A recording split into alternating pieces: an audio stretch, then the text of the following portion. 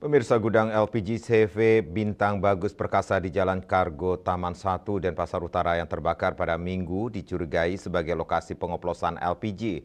Pasalnya, warga sekitar kerap mencium bau gas dari lokasi itu.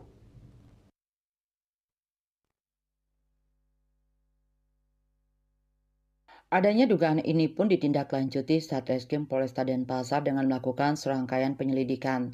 Tujuannya memastikan benar atau tidak terjadi pengoplosan di gudang tersebut.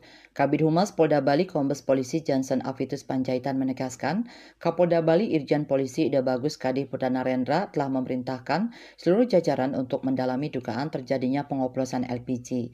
Menindaklanjuti perintah Kapolda Putra tersebut, Kapolresta Denpasar, Kombes Polisi Wisnu Prabowo bersama jajarannya melakukan penyelidikan, sedangkan informasi diperoleh di lapangan, gudang LPG tersebut beroperasi sejak 2006.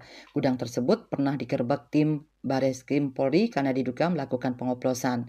Informasi pemiliknya juga punya gudang lain di wilayah Denpasar dan Jawa Timur. Awalnya gudang tersebut lokasinya di Jalan Kargo Kenanga, lalu pindah ke Jalan Kargo Taman 1 Denpasar Utara. Kertanegara Bali Pos melaporkan.